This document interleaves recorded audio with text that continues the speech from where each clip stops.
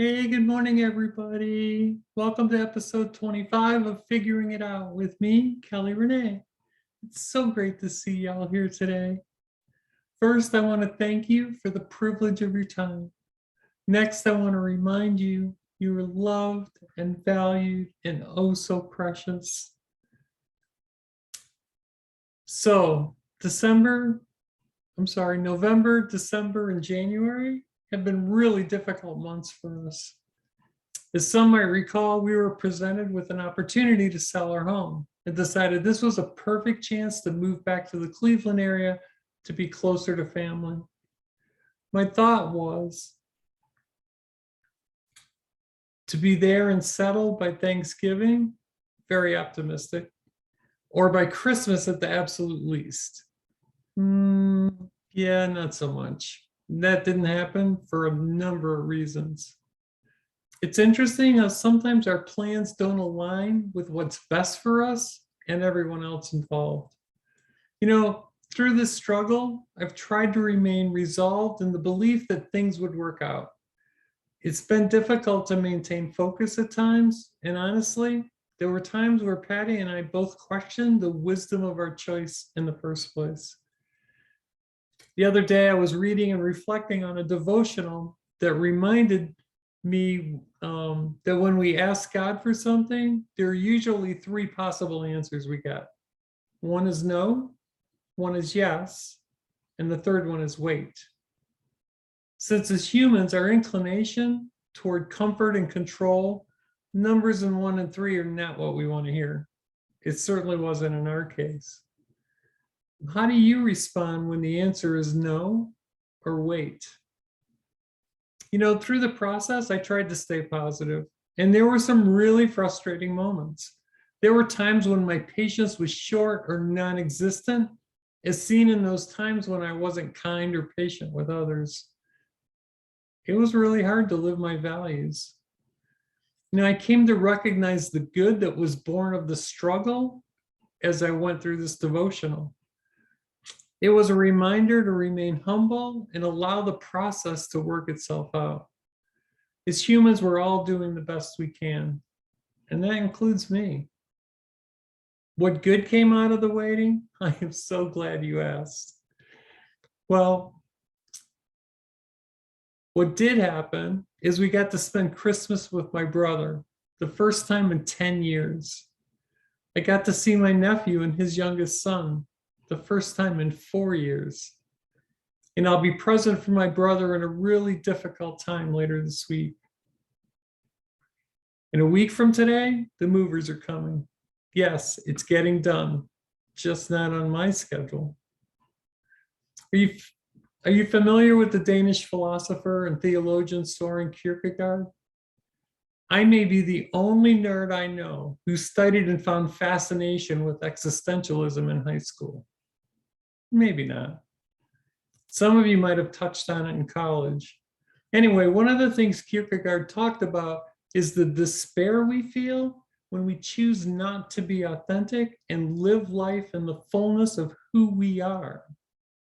The late psychologist Carl Rogers picked up on this and expounded on it in a more secular setting.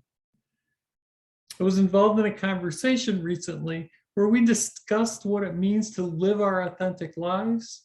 And we went through some questions designed to elicit reflections around how we're showing up versus how we want to show up, how we're being perceived versus how we want to be perceived. Got me thinking about so many of us in the LGBTQIA plus community. So many times there's a disconnect between who we are and who we want to be, how we live our lives, and who we really are. Here's where self-concept and core values enter the equation. I say often the road from tolerance to acceptance is a long one. And from a societal perspective, I happen to believe our being visible in our communities helps to normalize our identities in the world, which leads to greater acceptance in the long term. See, I also believe in being true to ourselves, and that is such a personal milestone that impacts how we show up in the world. I'm not so sure we can have societal impact without first accepting ourselves. This is the first and most important milestone for each of us, in my opinion. If we can't accept ourselves or who we are, how can we hope to impact the relationships with those around us? Hey, just for giggles, how about we go through the questions together? Now, well, maybe not together, but at least y'all can jot the questions down or grab them from the show notes and go through this exercise yourself. It takes some work, takes some reflection, and you may find some answers you're not thrilled with. There's nothing wrong with that. And no matter what your answers, it doesn't mean you're broken. Your answers might reveal some possibilities to align how you live today with who you really are. If you want some help working through this exercise, I'm happy to help.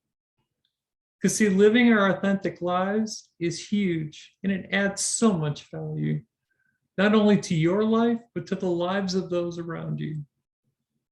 Before we get going, I'm going to take a drink of water. Bear with me here just a second. Okay, question 1. How is the public you different from the private you? Are you a different person at home than you are at work? Are you a different person on social media than you are at home? How so? How do you want people how do you want people you don't know yet to perceive you? Is the curated you from your social media profile the real you? Is there a disconnect there? Question 3, how might people that know you best perceive you?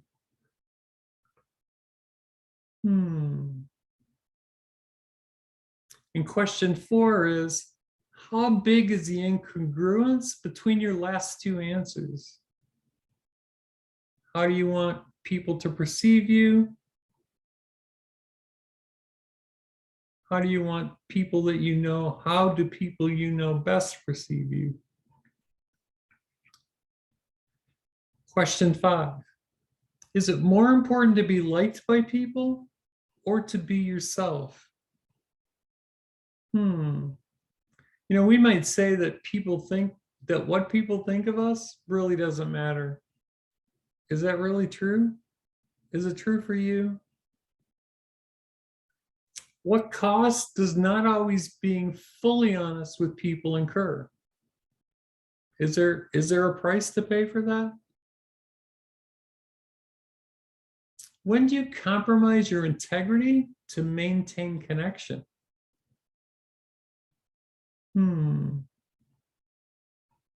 Who do you aspire to be for the people you care about most?